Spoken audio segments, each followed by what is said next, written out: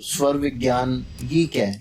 माँ पार्वती ने भगवान शिव से पूछा कि हे महादेव, कोई ऐसा ज्ञान दीजिए जिससे जो मनुष्य है ना, ये जितने भी नौ ग्रह का चक्कर है और जितनी भी चीजें उनसे मतलब बाहर निकल जाए। तो भगवान शिव ने फिर ये पूरा का पूरा ज्ञान माँ पार्वती को दिया, क्योंकि आपके जीवन में जो भी हो रहा है और जो ये शिव शक्ति का मिलन होना है, ये सब सांसों के माध्यम से तो हो रहा है।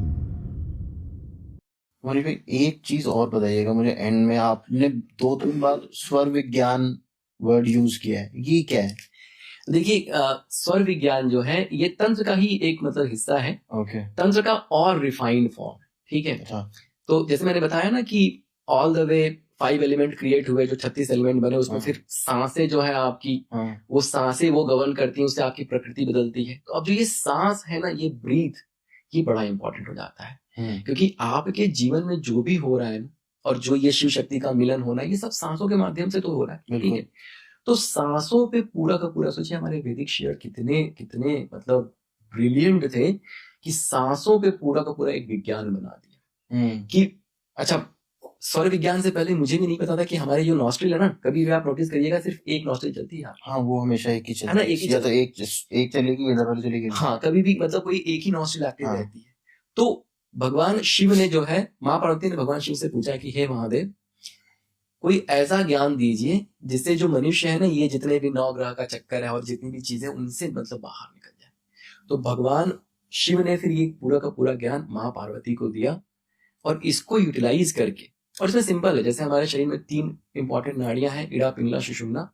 तो ये इड़ा पिंगला जो है, जो इड़ा है इसको हम लोग, ये जो लेफ्ट नॉस्ट्रिल, इसको हम लोग चंद्र नाड़ी भी कहते हैं, और जो पिंगला है वो सूर्य नाड़ी, ठीक है।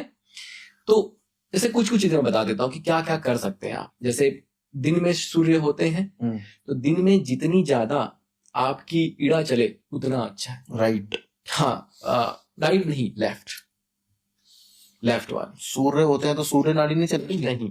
अच्छा। सूर्य है ऑलरेडी, एनर्जी है ऑलरेडी, आपको बैलेंस करना है। अच्छा। बैलेंस कैसे करेंगे? Through left. तो जितनी ज्यादा आपकी लेफ्ट नॉस्ट्रिल चलेगी उतना आप अच्छा रहेंगे।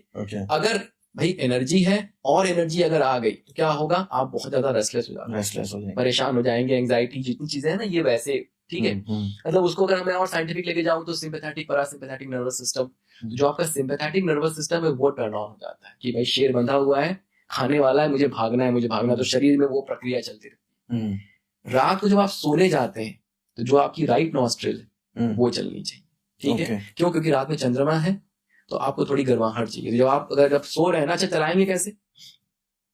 जो चलानी है उसके ऑपोजिट करवट लेट जाएगी। अगर आप ऐसे लेटेंगे तो ये नॉस्ट्रिल एक्टिव हो जाएगी, अगर आप इस करवट लेटेंगे तो ये नॉस्ट्रिल एक्टिव हो जाएगी, ठीक है। रात को जब आप सो रहे हैं तो मैक्सिमम आपको इस करवट लेफ्ट सोना चाहिए। लेफ्ट सोएंगे तो राइट ऊपर है, तो राइट आपका एक्टिव। आयुर्वेद भी कहता है कि आपको रात को लेफ्ट करवट सोना चाहिए, राइट नहीं सोना चाहिए, या सीधे सो या लेफ्ट। अरे मैं जब यूएस में था, मेरा एक कलीग के साथ मैं ट्रैवल कर रहा था एंड ही वाज ओवरवेट, और आई थिंक उसके ट्रैवल के बाद ही वो किसी 4-5 दिन के वेकेशन पे जा रहा था। वहां पे लोगों के पास ट्रेलर होते हैं, कैरावैन होता है अपना खुद का, तो वो ट्रेलर लेके जाते हैं और कैंपिंग वगैरह करते हैं। तो उसको मैंने सिर्फ उनको थोड़ी समझ में आएगा इतना सब कुछ डिटेल में, तो मैंने उनको सिर्फ एक चीज बोली कि तो कैसे सोता है? तो उसने मुझे बोला कि मैं इस तरीके से सोता हूँ, मतलब मेरा बाई डिफॉल्ट ये पोजीशन है। मैं बोला एक काम कर, तू ये छोड़ दे, अब तू ऐसे start sleeping in that direction, ठीक है। वो छुट्टियों में गया, उसने बोला, और उसके बाद मैं जब भी मैं उससे मिला, मुझसे कह रहा है कि आई लॉस्ट 5 पाउंड। अच्छा। मैं कुछ भी नहीं कर रहा हूँ। उसने बोला कि मैं तो छुट्टियों में गया था, मैंने एक्सरसाइज भी नहीं कर रहा हूँ, मैंने खूब सारा इधर उधर खाया, उल्टा पुल्टा जंक खाया, but still I lost 5 pound, क्योंकि वो शरीर की प्रक्रिया वही है। पर ये आपने मुझे रात का तो बता दिया, दिन में इस दूसरी वाली वो कैसे एक्टिव? हाँ, मैं बता, अभी है उस पे आता हूँ। जैसे देखिए क्या होता है ना, वैसे बाई डिफॉल्ट अभी क्या है ना, हम लोग अपने जीवन में बहुत ज्यादा शक्ति हमें चाहिए ना, मतलब एनर्जी चाहिए, ये अचीव करना है, वो अचीव करना है, ये सारी चीजें चाहिए होती है। तो बाई डिफॉल्ट 90% लोगों की राइट नॉस्ट्रिल ही ज्यादा चलती है, ओके, ठीक है, मैक्सिमम टाइम। अच्छा, रात को चलती है ये, अरे दिन में चलती है ये राइट नॉस्ट्रिल, और रात में जब सोने जाते हैं तो लेफ्ट शुरू हो जाती है, उल्टा हो जाता है। सिंपल तरीका ये है, अगर आप घर पे हैं भाई ऐसे लेट जाइए, इसको एक्टिवेट करिए, ठीक है। काम धाम कर रहे हैं तब भी आप देख रहे हैं कि बार बार ऐसा हो रहा है, तो सिंपल एक आप प्रयोग कर सकते हैं, कॉटन लीजिए, इस नॉस्ट्रिल में डाल दीजिए, अब आप ये ब्लॉक कर दिया, ठीक। शुरू के 1 दिन 2 दिन थोड़ा अनकंफर्टेबल लगेगा, क्योंकि शरीर की आदत बनी हुई है, ठीक है। लेकिन जैसे जैसे ये चेंज होना शुरू होगा वैसे वैसे आपकी लेफ्ट नॉस्ट्रिल एक्टिव, और जब एक्टिव होगी तो आप अपने अंदर वो चेंजेस पाएंगे, आप लगेगा कितने आप रिलैक्स हो गए, मतलब पूरी तरीके से आप ऐसे दिन में फिर आपको वो जो एंजाइटी या जो घबराहट होती है, और अगर उसके बाद भी अगर एंजाइटी हो रही है तो फिर यहाँ पे हाथ रखा और वो चेक कर लिया एयर एलिमेंट, हाँ एयर एलिमेंट, क्योंकि उसको भी चेंज किया जा सकता है योग से। हाँ, उसके लिए बीज मंत्र है। अच्छा, तो जैसे हमारे जो 5 चक्रास हैं नीचे के, ये छठा चक्र जो यहाँ से हम मतलब ऊपर मतलब स्पिरिचुअलिटी की बात कर लेते हैं, अनाहत चक्र तक जो बीज मंत्र है, तो सिंपल है। अगर आपका एयर एलिमेंट चल रहा है तो आप लम लम लम लम ये मन में आप बोलना शुरू करिए। जैसे ही आप ये बोलना शुरू करेंगे 15 बार 20 बार बोलेंगे, आप अपना हाथ रखेंगे यहाँ पे, हवा नहीं बंद हो जाएगी। अच्छा, सिंपल प्रयोग। अगर आपने सिर्फ इतना कर लिया, दिन में आप अपनी चंद्र चलाना शुरू करिए, रात में आप अपनी मतलब दिन में आप लेफ्ट, रात में अपनी राइट, और जब जब आपको ऐसा लग रहा है कि आपकी ये नॉस्ट्रिल चल रही है, आप या तो फिर सुबह उठिए lump lump lump lump lump, तो थोड़ा सा उसकी साधना ही कर लीजिए, ठीक है, 15 मिनट 20 मिनट। आपका डिप्रेशन, आपका एंजाइटी, भाई एंजाइटी डिप्रेशन क्या है?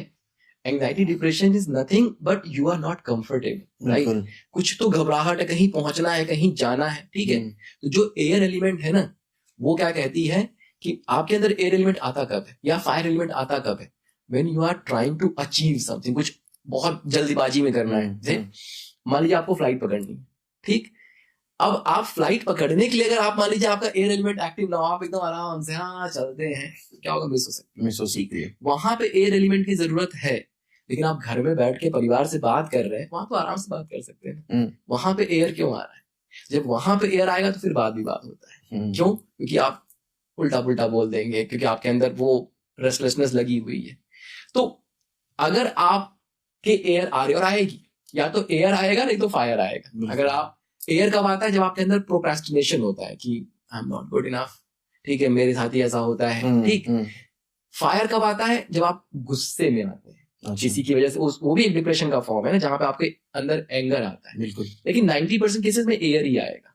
तो अगर डिप्रेशन से आपको बाहर निकलना है, सिंपली आप देखिए लम लम लम, वो आपके अर्थ एलिमेंट को एक्टिव करेगा।